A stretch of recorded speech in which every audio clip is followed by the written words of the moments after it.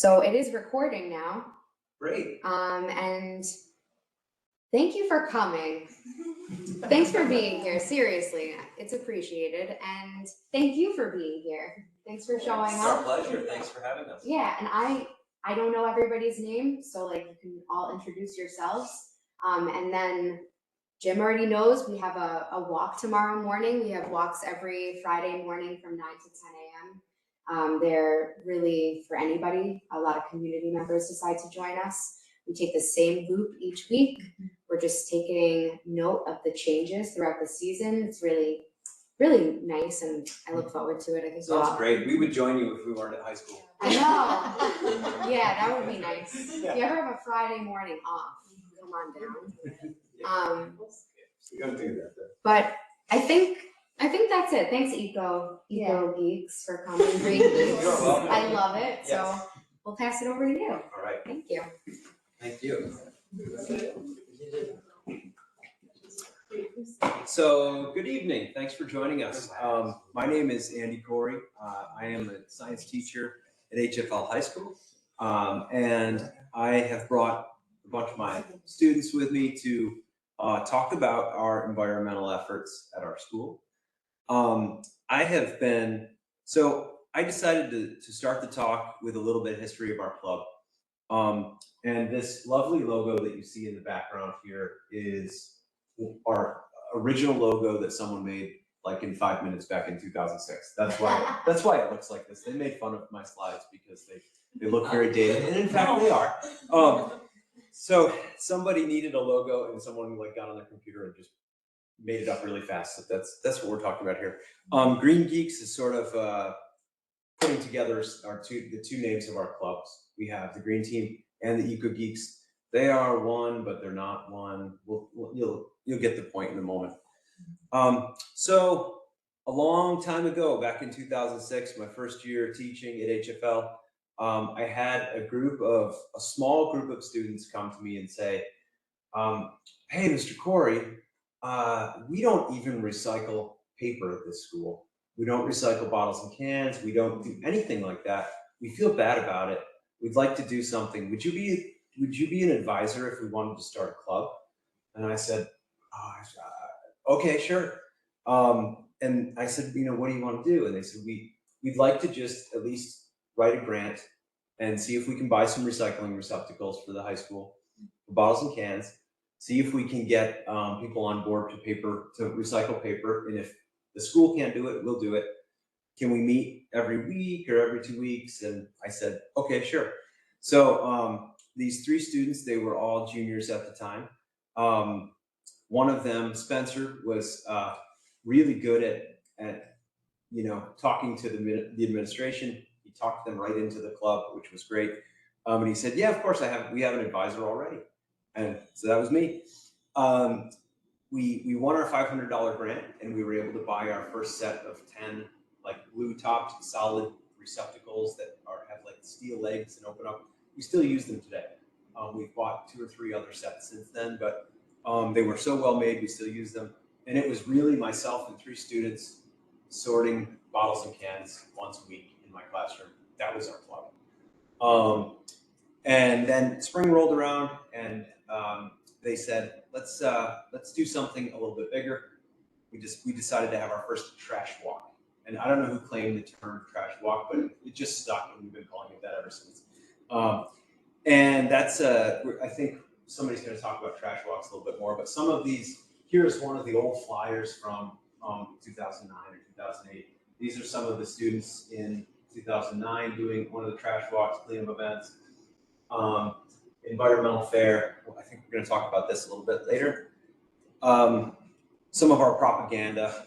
So we used to do, back when it was reasonable, economically speaking, for the electronic recycling facility in Victor to come and actually do a whole day of free recycling for us. We would fill up an entire tractor trailer truck full of computers and TVs. And they eventually stopped doing that because they were losing money on it. But it was great. We got the whole village to come out. People would actually give us donations. We'd ask for donations. So this is something we did several years in a row, but didn't last much long after that. One of our old flyers, and then this was an old T-shirt design that a student made. We did a couple outreach programs in the beginning.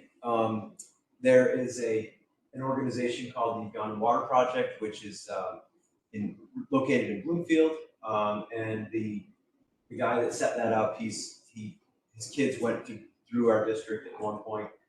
And our club actually ended up raising at one point $3,000 for the rehab of a well and a clean water collection tank in Kabalu, Uganda. And James, who runs the Uganda Water Project to this day, he said, anything we could, he said, I'm going to go over there and I'm going to present this to these guys that live in this orphanage. Is there anything you guys could send as a gift? And we were ordering our T-shirts at the time, and we decided to order a whole bunch of extra ones and just pay for them and send them over, and they became their soccer jerseys. They played against other orphanages, apparently, in their own little soccer league, and it was great to get these pictures, really exciting. We had some fun, creative fundraising events that required students to, like, homeroom classes to pit themselves against each other to raise as much money as we could. It was a lot of fun. And I am going to turn it over now to our current Green Team president, Kate Gaylor, who's going to tell us about some of the stuff we are up to right now. You may notice that we are all sporting T-shirts of different vintages. Yeah, you have to see the back. This is the Corax. No, this is my mother's top. This is the Corax. The Corax, and we have the worm, the composting worm T-shirt. Kate, take it away. So every year we design stylish T-shirts for our members, which makes our club probably is the driving force of its popularity.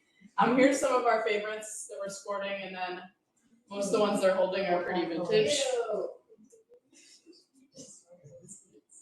They've been getting progressively more unhinged through the years. So I have to say that Canon 2013, this was the year we did not make any shirt. No one would submit a design. Finally, this girl just was like, Canon. She wrote this on and team. Yeah.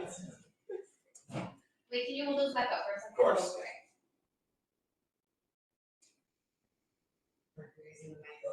Half of the T-shirts at my house are actually Green Team T-shirts.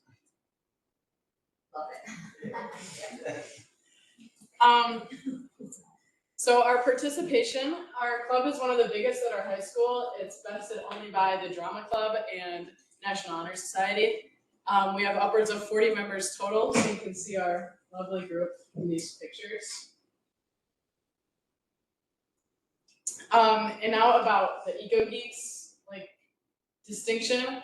So most of our club that does more of our activities is what we refer to as the Green Team. But a couple of years ago, someone wanted to do more of an educational side, so we called it Eco Geeks.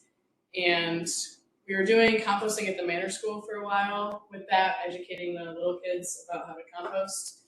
But we have to get that back up and running because we don't have any representatives at Manor anymore. And the other side of our Eco Geeks is our Geek Talks, where a member of our club will sign up to talk about an environmental topic. We do those on the first Wednesday of every month, and we have donuts, and that contributes to our participation even more.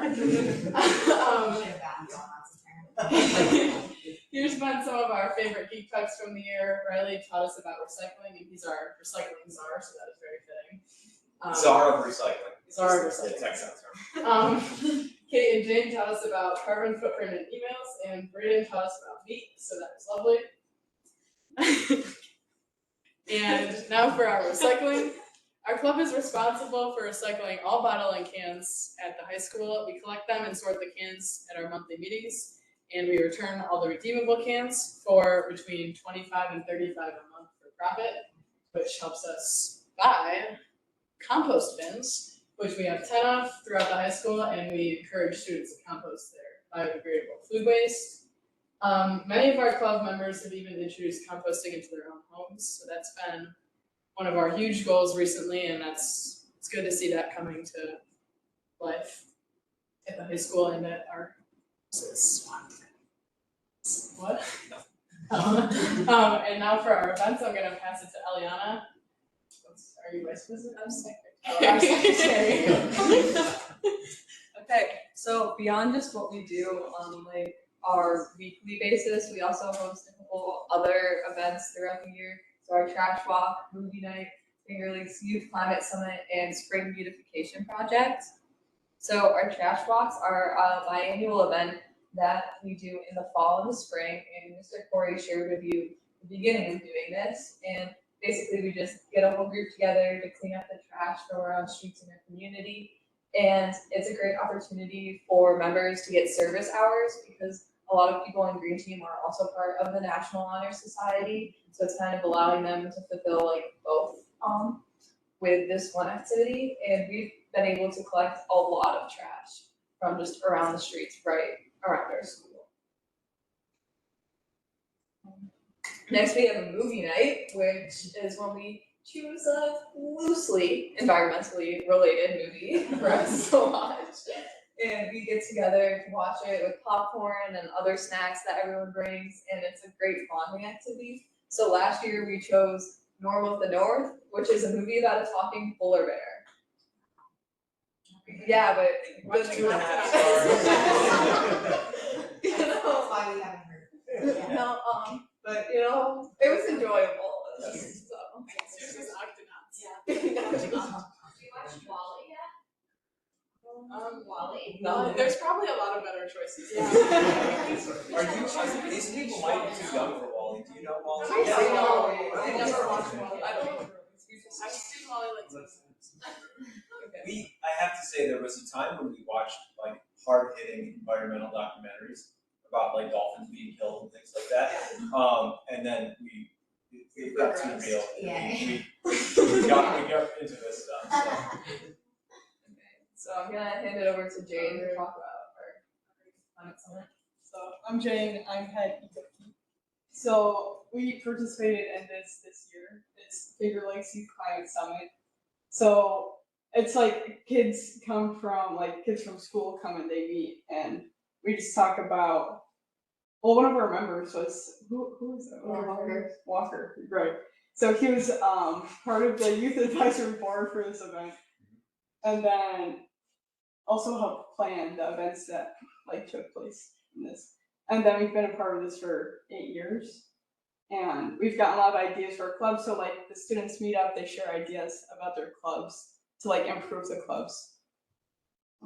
Yeah, very cool. Right. Fantastic event. These have been held now. They're being held all over the nation. If you're not aware, and they just keep getting better and more informative and more interesting. This year, what they had all the young people doing was really great. They were meeting up with groups from other schools, a lot of networking, learning opportunities, a lot of really diverse workshops and things like that. So we really enjoyed our experiences there. And then, so our final activity that we do is spring beautification. So last spring, we redid the window boxes, like the flower boxes in front of our school. So we got some physical labor involved of digging, putting in the wooden supports, and then mulching. So we were able to help the custodians by pitching in and doing this, and it also made our school look a lot nicer because before they were just kind of like rocky patches of soil that didn't look very nice. And we have plans to continue improving and actually hopefully maybe planting in these beds in the future. So it's an ongoing project for our home. Awesome. We also got donuts for doing it. Yeah. Made in donuts. So this is the Envirothon that we participated in 2 years ago, because last year we were unable to get a bus, so Mr. Corey put together like their own Envirothon. Geekathon it's called. Geekathon. So it was a day-long event that involved like high school students from all over, and so then those students were put into teams, and you're trying to like answer questions based on categories, I think, aquatics, forestry, soils, current issues, and wildlife.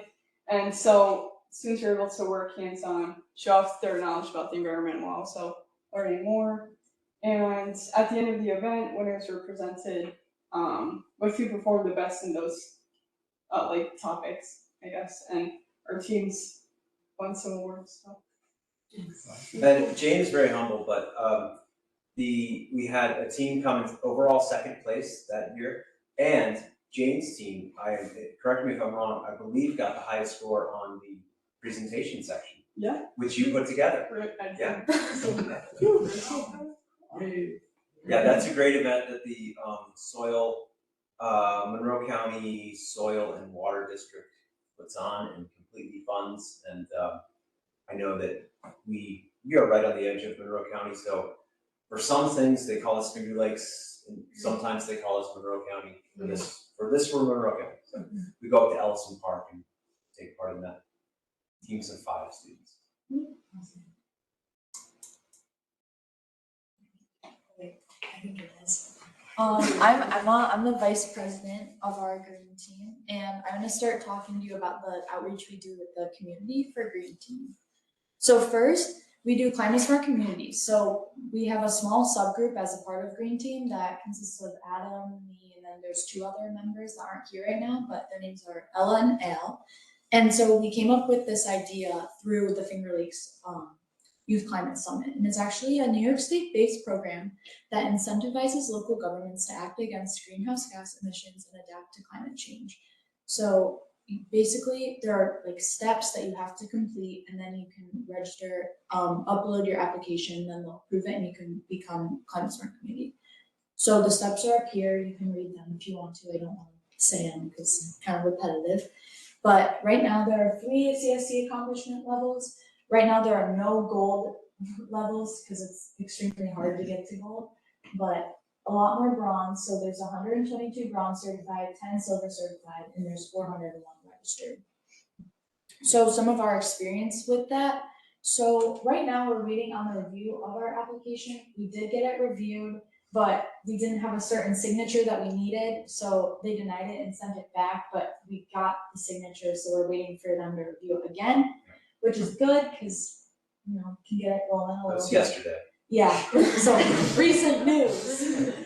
But we're working on prioritizing our actions, so we talked to one of our members' moms about greenhouse gas inventory, because she is an so-called expert. You can never really be an expert at anything, but I think she's good at it. She does greenhouse gas inventory for planes, and so we talked to her about that and what the process is like. And right now, we're doing some meetings with the Conservation Board, which Adam's going to talk more about, and we've contacted with organizations such as the DEC. And as part of this, every Tuesday, our little group meets, usually like 30 minutes, not a huge meeting. But lately, we've been having more checkups with the professionals we meet to get our application rolling.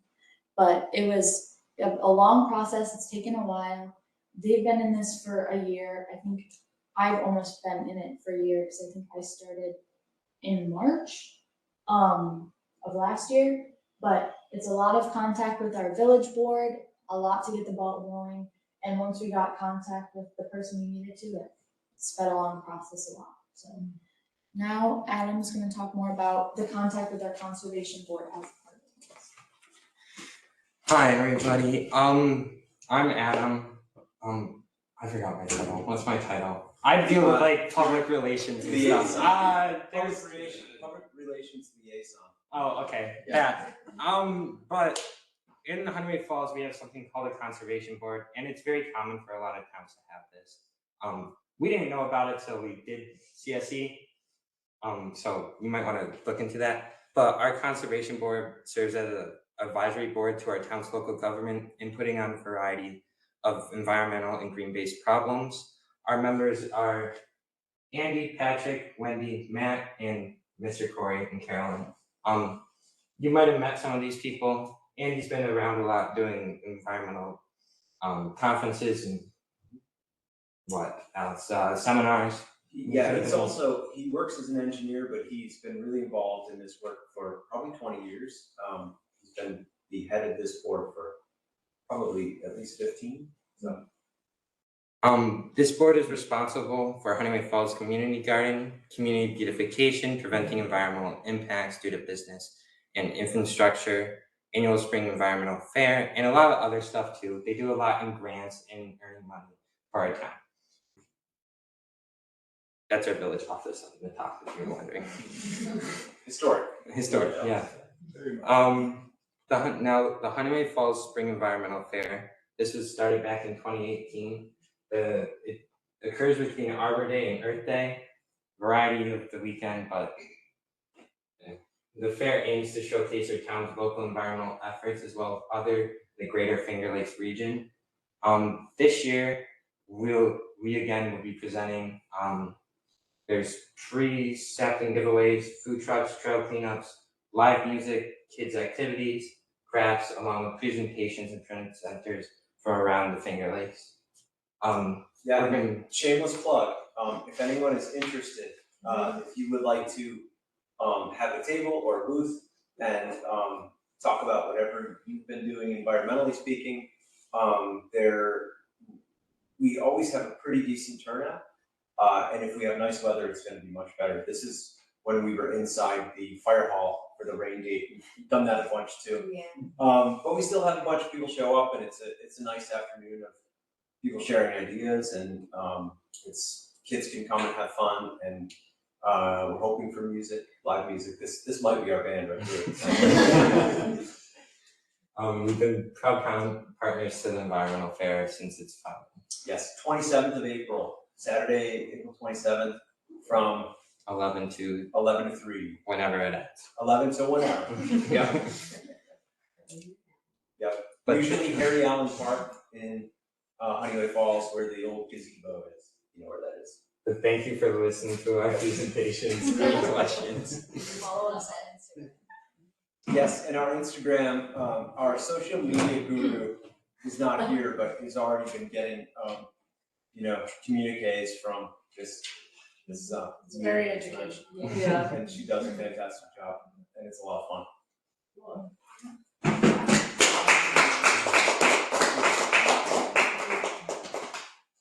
Questions? Chelsea. So way back when you were talking about how kind of things started by just like separating cans and recycling and stuff like that, then or even now, do you have an issue at all ever with like people just putting like rubbish in there, like what we do is we have big receptacles that we ask people to put their bottles and cans in, and of course we find all sorts of whatnot in there. Yeah. And so we go through on Wednesdays we try to get our whole club going so that it takes shorter. Yeah. And we wear gloves because it's disgusting. Some of them. Adam doesn't, but anyways. And then we sort them between what can be redeemed, what can be recycled, and what is trash. So Yes, we sort by that. it's a perennial problem, but it's I would say it's through the arc of the school year, it improves, and then it starts over again because we have new people come in, and then the old seasoned veterans have moved on, and so it happens every year. But it's like Kate said, if we can get 20 kids working on it, it goes really fast. There were some the doldrums of the green team in the early aughts. No, not the early aughts, the early teens, when I had like 4 kids in the club. It would be it'd be there for a while, sorting. It happens fast now. I have a question about, you go into other classrooms, do you ever go to like the middle school or the elementary school and try and talk to them about that? So maybe once they get to high school, it's even more, That's a good idea. Yeah. We haven't done that, but maybe we will. Yeah. Well, I can help there. Before these people were in high school, we did do a little bit more of that. Kate mentioned the Manor School. Manor School is only a Honeoye Falls thing. That's our elementary school. So it's like our 2 through 5 building, and there was a time when the main thing the Eco Geeks did when they first started in 2017, 2018, they would push in and teach lessons. They came up with all their own lessons. and that was pre-COVID, and then that kind of got squashed for a few years, and then we tried to reintroduce composting down there, but there's a lot of resistance because we don't have a ambulance station in those buildings, and so it's I get calls from the principal and a lot of things that I can't manage from a distance. So that's one. Yeah, I know. But there is the good news is our middle school has just started up a new green team. There used to be a green team 5-10 years ago that Mrs. Buckley advised. The stipend for her was called, and she decided she didn't want to do it, which I can't blame her for. And now I don't know if maybe some other people do it, but I don't know if she has a few kids doing it. Claire Bolt, who is Mrs. Bolt's daughter, is trying to start that. But what if you did like a kind of big sister, big brother type thing, where they came and worked with you, like maybe That would be once awesome. or twice a year, and then like put it in their head that they're like, I want to be you when I grow up. Secretary. I'll write down. Great idea. I think there's so many cool creative ideas. That would certainly work. There are I know kids that get up into the high school and know that we have this club and are looking forward to it. I have daughters in the middle school that are not really looking forward to it because they're horrified by the fact that I will quote what my daughter said, my 8th grade daughter said. She said, Dad, I'm probably gonna be in your class one day, and I'm probably also gonna be in your student board. So, that's about as endearing as it gets when it comes from an 8th grader, right? So. Do you have any like long-term goals, or Great you question. guys are pretty diversified, you're doing a lot of stuff. So Yes. we're really working towards, like, since we've been around for so long, it's long for a green team, especially in a school. Yeah. But we're looking to expand our outreach more into our community. So with like CSC, us working with the conservation board and even the environmental fair, we're looking to use green teams, members, people to help our community become more green and push it along. Yeah, I think so we didn't start with any goal in mind other than for it to remain a student-run, student-driven organization. And for many years, I've said to the kids, if there's something you want to do, bring it up. We'll see if we can do it.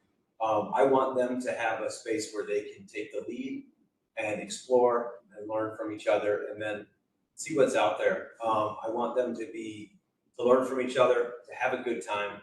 We always have fun with this club. And that's one of the priorities. It's extracurricular. Nobody has to be here. But it's nice when they want to be here. And it's I think that's part of the reason it's grown and become more popular. It's remained judgment-free. You can come one time and not show up again for 3 months, and no one's going to say, where were you? But if you want to take on more of a role, take on a lot of responsibility, and do a lot of learning through action, you can in this club. So those are my goals for the club. Right. If kids have individual goals, we've done lots of projects that have been a few months at a time where people have taken the lead on them because it was their idea. And I said, let's figure it out and go ahead and do it. It's great. Yeah, it's a great opportunity to outside of the classroom, find a way to lead and be involved. Congratulations, awesome. Thanks. I have another. Absolutely. Do you ever have club meetings where you bring in a speaker or to, like presentation? I'm thinking about we would come and present something for you or hold some sort of activity, workshop, whatever you wanted. If we have. We have. It's been a while.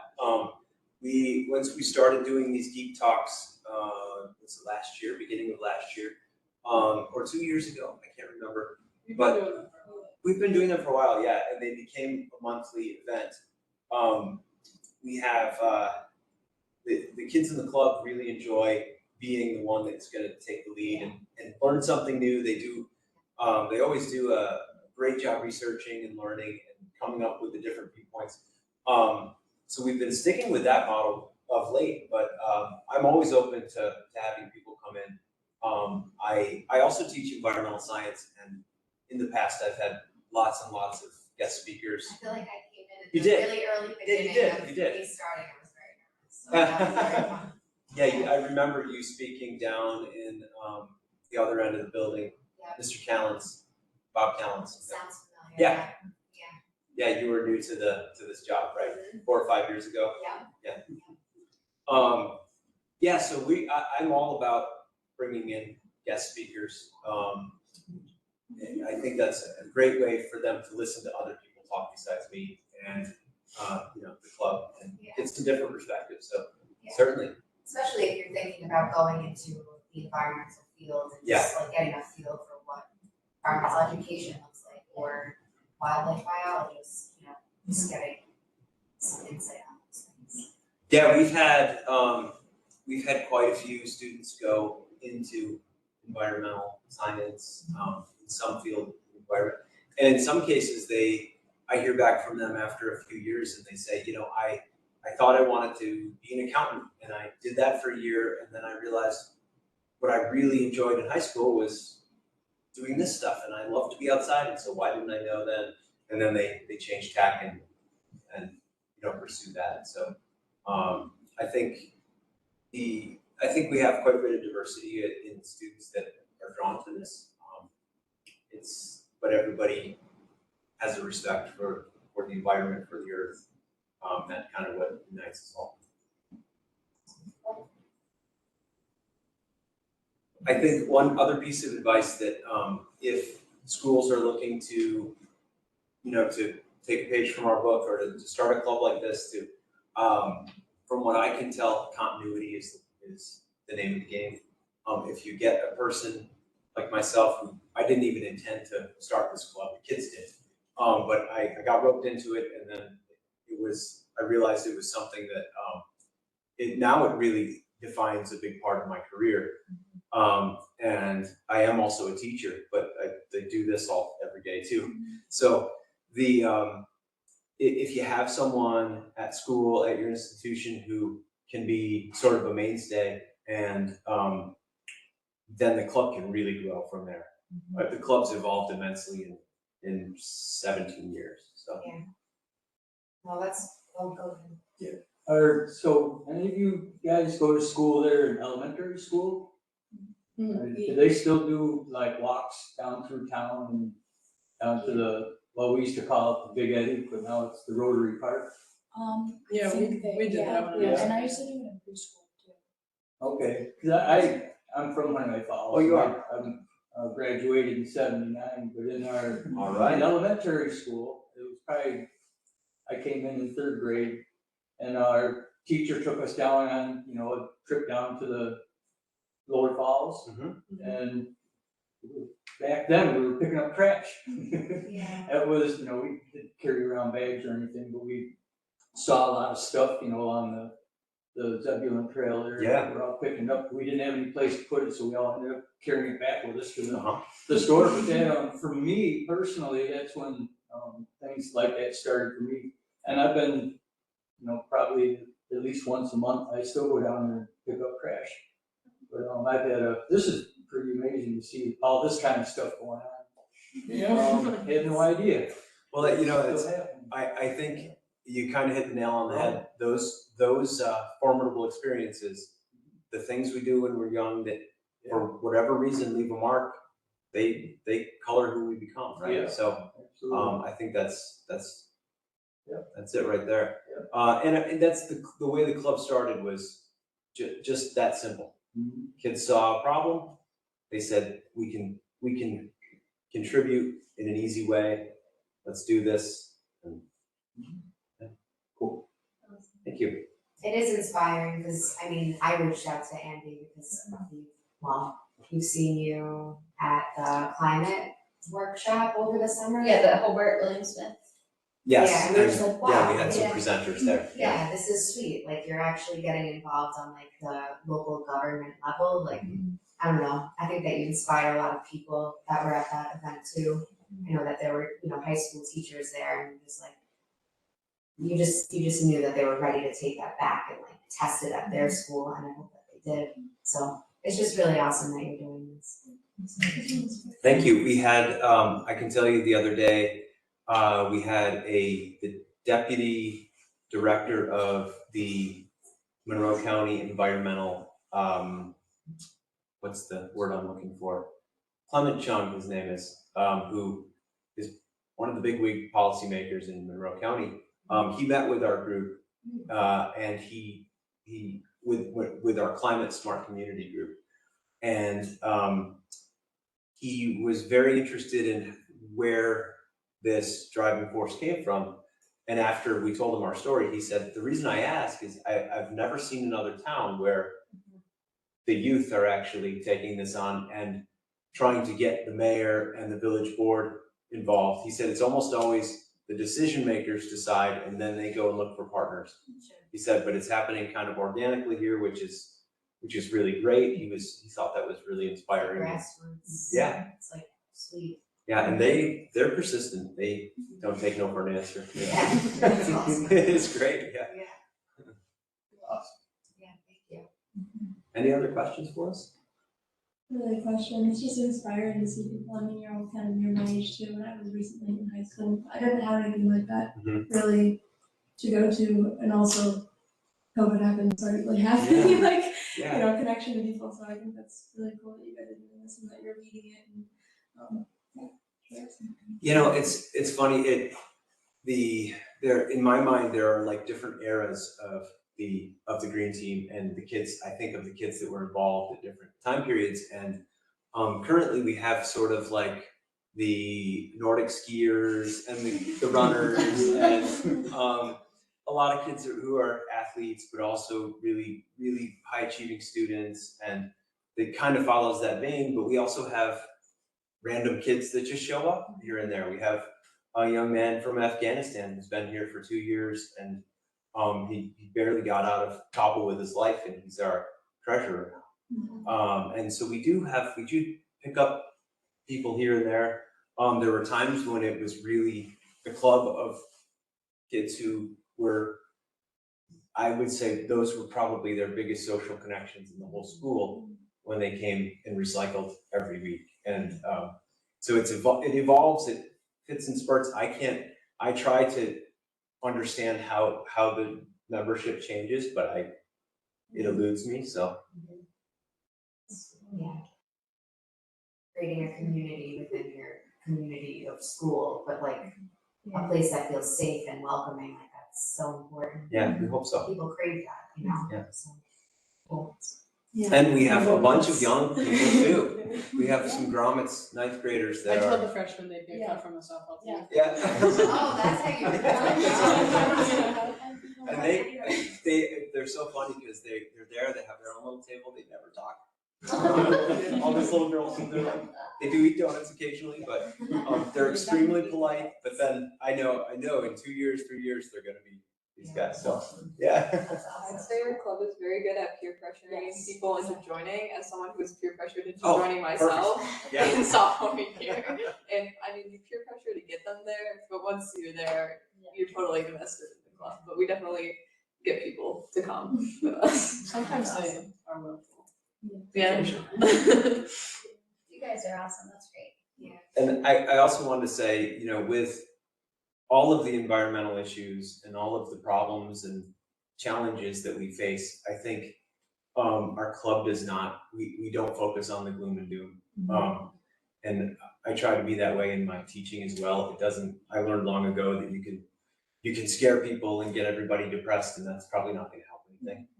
So we have fun, we keep it positive. We do try to learn as much as we can about the issues and make an impact, but a big part of it is being social and meeting people and enjoying ourselves. So. Thanks.